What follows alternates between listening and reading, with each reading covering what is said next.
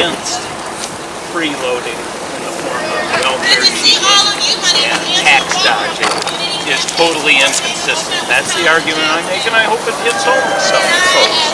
Okay. Hey, thanks for the time. Appreciate it. Glad to can vouch. Just like okay. Thank you very much, Dan. Love the job, you guys. Retail workers and home care workers in Wisconsin have been leading the way to show what worker power can look like regardless of right to work. Remember that they have been living on the right to work conditions for decades. Despite that, the fight for 15 is winning all over the country because they are acting as a union. They are working together to demand in one voice. If anything, right to work makes it clearer than ever that the fight for 15 is absolutely necessary for workers to have a voice in the conversation about what our values and priorities should be nationwide. The fight for 15 is the future of labor. Right to work laws will not stop the fight for 15. We are not waiting around until politicians decide to act. If you support labor, support the fast food workers who have been organizing and escalating for over 2 years. And let me remind you, Selma is here and now. Question yourself and make sure that you are ready to get uncomfortable and put your body on the line if need be to make sure that these people do not steamroll what they're trying to do.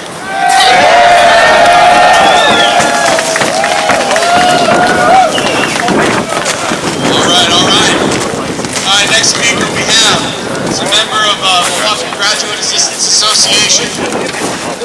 He's a student organizer, some graduate student at Milwaukee. I think I just heard he's probably home, a friend of mine as well.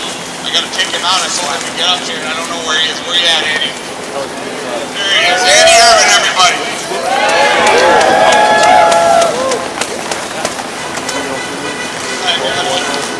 My name is Andy. I teach English classes at the University of Wisconsin-Milwaukee. I'm speaking to you today here as a member of my union, the Milwaukee Graduate Assistants Association. So as a public sector union, my union was given the right to work with Act 10 back in 2011. It was a great victory for labor the day we won the right to work. But in all seriousness, though, Act 10 and right to work severely crippled my union.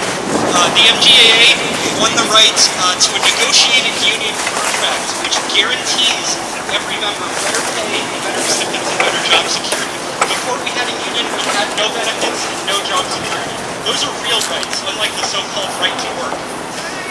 Now, after Act 10, without a union contract, our pay or benefits or jobs exist only by the grace of our employer. We have no voice in our workplace anymore. Now, when we're facing $300 billion in cuts to the UW system, the rights that the union has won are no longer secure for us. As union members, we know that we are the people who make our workplaces run, and we have the right to a voice in our workplaces. For that, we need strong unions. So-called right to work is an attack on our unions, and it's up to us as union members to organize to defeat it. Now, one other thing I want to say is the people who benefit from attacks on unions are the same people who are benefiting from the attacks on public education. When public services are liquidated and the proceeds are given away in the form of tax cuts, it's the capitalist class that benefits.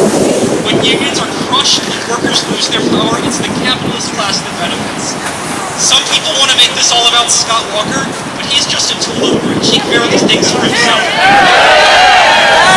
As students and as working people, we need to unite to fight back against the class war that is being waged against us right now. Now I want to say one more thing, and then I'll give up the microphone. When the labor movement was just getting started, there were no union contracts, there were no union workplaces. Working people won those rights by organizing as a class and by going on strike, regardless of whether it was legal to do so at the time. So-called right to work takes the labor movement back to square one. To rebuild our labor movement, we're going to need to learn from those who came before us and withdraw our labor by going on strike. Thank you.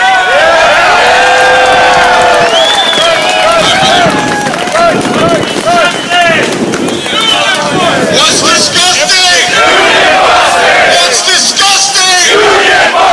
What's disgusting? What's disgusting?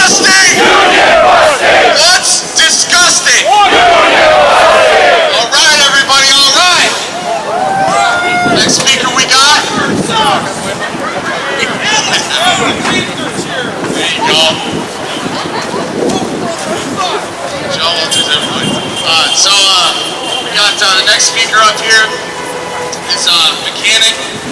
If you like museums, you might see this guy wandering around fixing the crap around there to make sure it looks good for you. He's a mechanic at the Milwaukee Public Museum, member of ASCII Local 526. Also the guy that figures out how to make this bridge work here is Jacob Flom. Alright, I know it's cold as hell, so I'll keep it short so we got enough warmth and energy to march after this, but I'm a union maintenance mechanic, love my union job and the fact that we have an organization in our workplace that can actually represent us when we're being trampled all over by management. We're going to fight like hell to make sure we can hold on to that. When I was a student at UWM in 2011, a whole bunch of us went up to Madison for the protests. When Walker tried to force through Act 10 with that sneaky special session, we went up there in the middle of the night, found a way into the Capitol that was locked down. Might have been through the bathroom window. And we proceeded to get upstairs into the Senate chamber and occupy the entrance to the Senate chamber until over 100 of us were dragged out. The media wasn't there, and I don't think you guys probably saw that on TV. The Capitol Police didn't want to arrest us because they didn't want the state to know how much people are against this and how they're fighting back. So we weren't arrested, but you know, we're willing to do that again, and I think that's the only way we're going to be able to stop this horrible legislation. I mean, the recall and voting for Tom Barrett didn't work out. What is really going to work is having hundreds of thousands of people on the street, having workers who are willing to walk off the job, strike, and take it to Madison and occupy the Capitol. So we're going to do whatever in our power that we can possibly do. We're asking people to go up to Madison on Tuesday and Wednesday, and if we can get into the Capitol and occupy the Senate chamber, we need to do that. We need to do anything we can do to stop bridge work. All right. When I say worker, you say power. Worker. Worker. Worker. Worker. When I say union, you say power. Union. Union. Union. Worker. All right, you guys are quick learners. That's awesome. All right, so the next speaker we got here is Lauro Bonilla. He's a union president with 1103. United Electrical Workers, machine operator. He's here to talk about his experience. Here we go. Thank you very much, brothers and sisters. We are here together with you. We are strong. This law is not good for nobody. This law is right to load the wages. And nobody wants to load the wages. Who wants to load the wages to the workers? Nobody, right? That's why we stand up. All this Skywalker not good for the workers. Skywalker good for the rich people. For the people money, money people. So I'm a local president union, you know it. And I give you a little history why it's not good for the this right work. I'm in employment right now because the company get rid of me because I'm a local president. We stay for more than a year and no contract. We are in the bargaining right now. The companies don't want to bargain no more because we are so weak. We don't want to be weak. We want to be strong, no? And this law, they make it more weak to everyone. And this low wage is not going nowhere because middle class, they always put money in the bank, saving money for the kids and the future, to college, to education. And they're not going to be doing no more for this law because we make it so low wages and we're not going to let it happen. We're going to fight back. I know we're going to be tomorrow and then Wednesday too.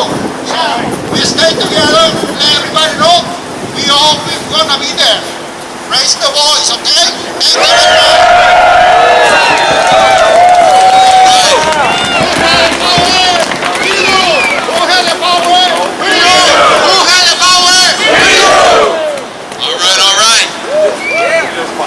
So our next speaker is going to be Nate Hamilton. He's a member of the Coalition for Justice here in Milwaukee. The fight for unions is a fight not just for unionized members, but a fight for all workers and people who work for a living. And the Coalition for Justice has been standing up against police brutality and making the connections. And they're here to make that connection to us, because they know that a fight for working people is more than just jobs, but everything in the community. So he's here to give us the solidarity. All right, Nate.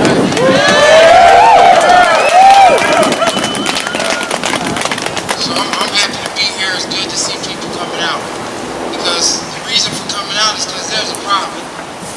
There's a problem that's just damaging the way people are living. People that work hard to build this city. Like, we work hard to build this city. To keep this city going. And we get paid crap. The rich get rich and the poor stay poor. That has to change. Right? I just want y'all to understand, unity is the most important thing in this fight. And the Coalition for Justice, we want to support those groups, those organizations that stand together, that say, hey, we the people, we're not taking no more. We the people, we decide that, hey, it's time to fight back. Like Angela said, like, hey, we have to put our bodies on the line. We have to understand that we have to get out here in strong numbers. We need to turn this 200 to 2,000, that 2,000 to 4,000. We need all of Wisconsin to say, hey, enough is enough. I'm tired. I'm tired of a system that uses the poor people. They really use us, mistreat us, disrespect us. They disrespect the workers. They disrespect the education system. Like, it's just worldwide disrespect on the people. So from now on, I want you to know we stand with you, Coalition, my family. We stand with you and say, hey, no more. Let's take back what's ours. And that's the right to have equal opportunity in the city, in this community. So I thank you for having me. And let's fight. Because who got the power? People got the power, right? Who got the power? We got the power! Who got the power? We got the power! Now! All right. So our next speaker is another member of the community, well respected, great fighter for unions, and for example in the Blair Mills Workers Union, we had a big struggle in the city. And sister that's coming up is the indispensable part of building that solidarity. Very proud to have her on the stage. This is the executive director of Osa Stella Frontera, Christina Ortiz. Thank you so much. Si se puede, compañeros. So that means yes, we can. Yes, we can. And I want to say that Osa Stella Frontera and our youth empowered in the struggle, that we're totally proud to stand here with you, not just for the actions, but we're here for the long haul, that we know that ultimately it is solidarity, people from different backgrounds, different races, different ethnicities standing together. It's what's going to break the power hold that they have right now, that they got through cheating and through money. It's how did they get the majority of the state ledger? They got it through gerrymandering and money from Koch brothers. So we're ready to board buses and get in cars for tomorrow's action. And I just want you to know that as the organization represents the largest Latino members, Friends for the Rights of Immigrants, we appreciate your support for those of you in organized labor that marched with us, and everyone else, part of working people that marched with us on the picket line at Palermo's, that marched with us on May 1st. We're going back to the Capitol, and it's standing together that we're going to turn things around. Solidarity. What's disgusting? What's disgusting? What's disgusting? What's disgusting? What's disgusting? What's disgusting? All right, everybody. This next speaker is I'm a little selfish about it, because this happens to be the principal officer of my local, Teamsters 344. And I gotta tell you, our local, they've been trekking all over the place. I think you were in Madison earlier today, weren't you? You drove back for this? That's awesome. So this guy has been a great president, great secretary, treasurer for the local. And he's gonna speak now. This is Pat Tappa.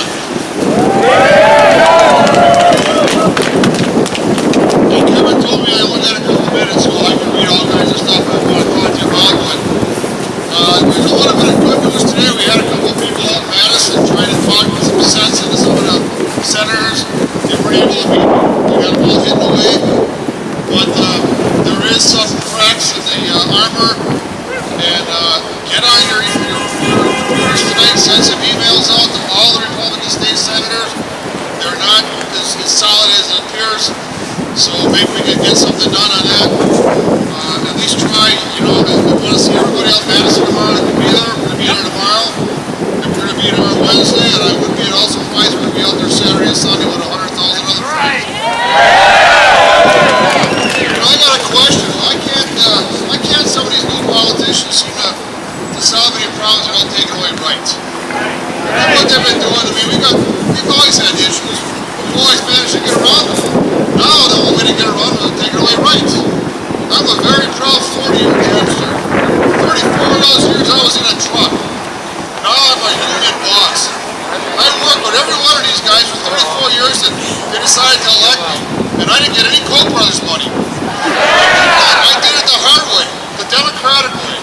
We don't take away rights, we encourage people to further their rights. I gotta read a little bit though.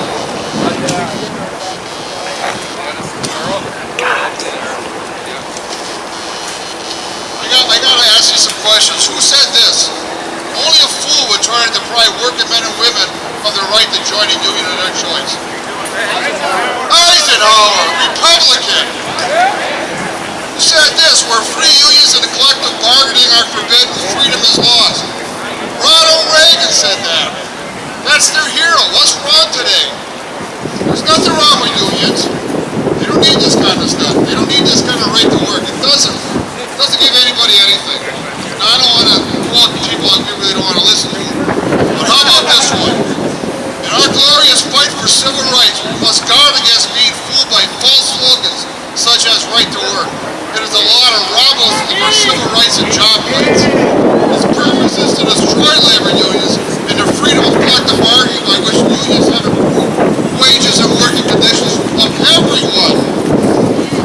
Wherever these laws have been passed, wages are lower, job opportunities are fewer, and there are no civil rights. We do not intend to let them do that to us. We demand this fraud be stopped. Our weapon is our vote. Dr. Martin Luther King said that. We gotta listen to the man. We gotta honor his tradition and his memory. We gotta listen to him. We gotta get out there and stop this. Everybody has to be out there tomorrow and Wednesday and Saturday. Call in sick. Get out there tomorrow. Thank you. All right. We got next speaker coming up. It's actually going to be Jerry Miller from the Steelworkers 1343. Jerry's the recording secretary of his local. He also serves on the Fast Action Political Action team, which I'll tell you actually my favorite thing about the Steelworkers is they have one hell of a continuing Labor Day thing. I'm always jealous of that. You guys do a great job with all the flags and stuff. So let's hear from Jerry. Hello guys, my name's Jerry Miller, 1343, and I just wanted to say, what if we opted out of paying our property taxes? So my neighbor to the left of me and my neighbor to the right to me doesn't have to pay their property taxes, and I don't have to pay mine, so I get free services so they can pay for them? That's what this does. RTW, I don't want to say the words because the words are disillusionment. They are not real. This is not real. This is a lie. It's a big lie. I've come from the old Cyrus International. I'm a welder. We're now Caterpillar. My bargaining committee negotiated the best concessionary contract possible under Caterpillar in the country. And the only reason why we were able to negotiate that contract was because we had a committee and closed shop language and a company that knew we were all behind that committee. That's why we were able to hold back the tide of cut and worse benefits than we have already. In America right now, you see this buying up, larger companies buying up smaller, mid-sized companies, and we're going against a bigger beast. These laws are totally meant to demean collective bargaining, and as our friend before us said, our Teamster friend said before us, what does it have to do with conservative politics. There is nothing conservative about RTW. I refuse to say the words. It's a lie. It's a farce. Its whole purpose is to demean our unions. That's all I have. Remember this one. Walker's not a worker. He's a weasel. Sorry, okay. This next one we got here, I'm very glad I got a hold of him. This is John Drew. He's the president of UAW, Chrysler Workers down in Milwaukee. He's a current regional for the United Worker Unions.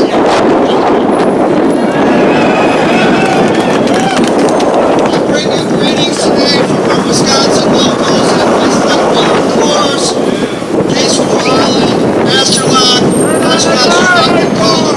I want to thank the organizers of this rally for taking direct action to protest this straight-up attack on working people.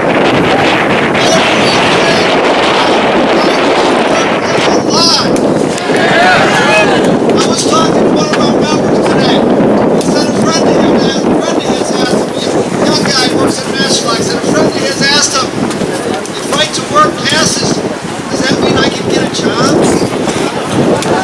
That's the kind of right to work we need. The right to work to a good paying job. The right to work isn't about that. It's a political attack on labor by the super rich that Scott Walker serves.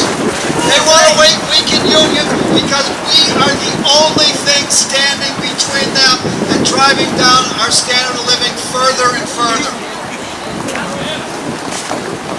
Newsflash! No worker since 1947 has been forced to join a union. They had to pay the cost of representation. That's fair. If some misguided worker wanted to opt out, they could opt out, but they still had to pay union dues, not dues, but had to pay for representation. But now, somehow, that's okay. Just like Jerry said, you want your snow plowed, but you don't want to pay taxes. Why is that okay for unions? It shouldn't be. It's wrong. We're in for a long battle, brothers and sisters. This isn't the end of anything. This is the beginning of us fighting back and turning things around for working people. Thank you. When I say worker, you say power. Worker, worker. When I say student, you say power. Student, student. When I say teacher, you say power. Teacher, teacher. Worker, student. All right, that was good. Okay. So I did that one on purpose. The next person we have here, I'm also very glad we got a hold of him. This is Bob Peterson. They know he's the president of the Milwaukee Teachers Education Association, so they know a thing or two about union busting. We're going to hear from him now. Greetings! I am Bob Peterson, proud president of the MTA, and I bring greetings to the thousands of teachers and educational assistants who are part of our union. We stand with our brothers and sisters in private industry to fight this right to work for less law. And we stand for working people throughout the state to fight the budget cuts proposed by a governor who has not had enough education to know whether the earth is 6,000 or 4.5 billion years old. And with everyone, we're against the attacks upon the public sector. If it's public, Walker and the 1% want to defund it and privatize it. Whether it's our public universities, our public schools, public radio, public TV, public transportation, public unions, or our public natural resources, it is on Walker's hit list. And now, private sector unions are on his hit list. But Governor Walker, let's make one thing perfectly clear. You may win some short battles, but we will win the war for the future of this state. A broad social movement for economic and political democracy and racial justice is growing stronger every day.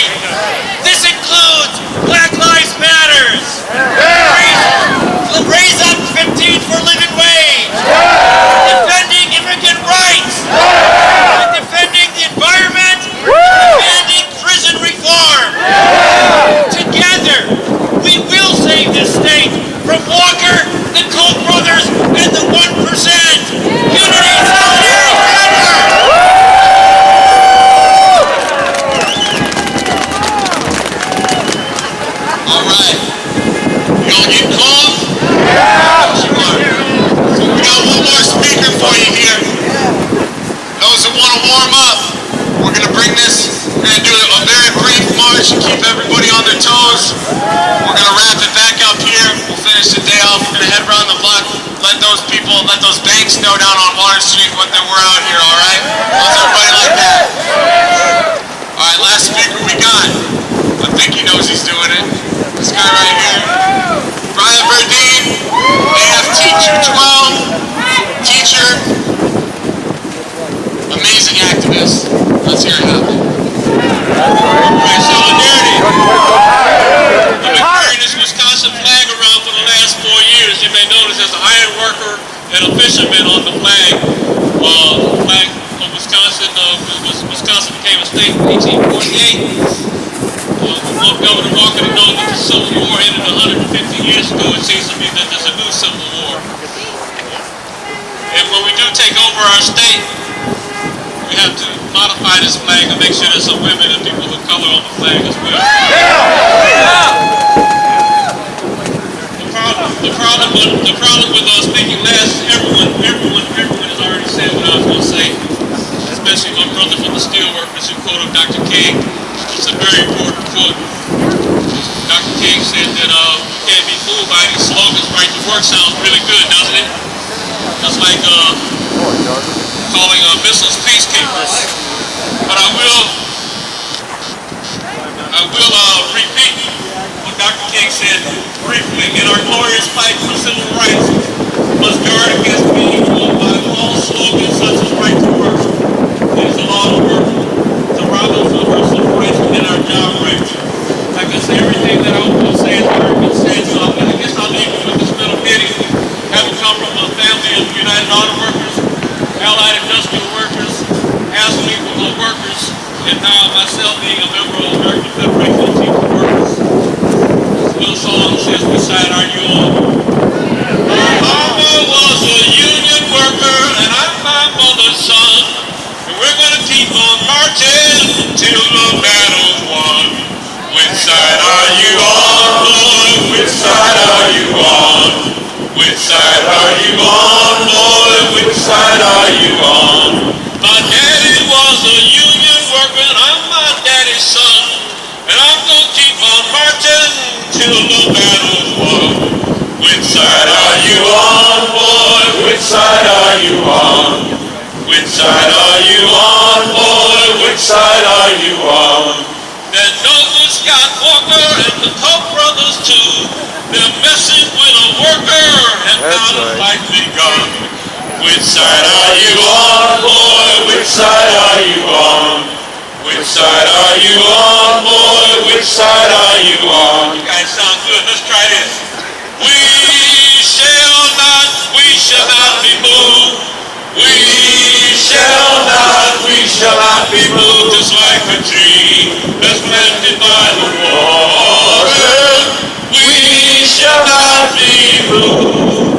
We're fighting for peace and justice. We shall not be moved. We're fighting for peace and justice. We shall not be moved, just like a tree that's planted by the water. We shall not be moved. Solidarity forever.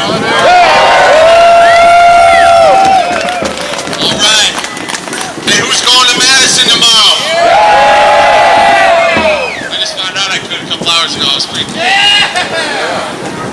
going to Madison this weekend if need be? All right. So here's what we're going to do, folks. We're going to do our march. We're going to do what we can. We're going to follow this banner here. We're going to go down the street, just around the block and back again, and then we're going to give out a couple of announcements for how you can get out there tomorrow.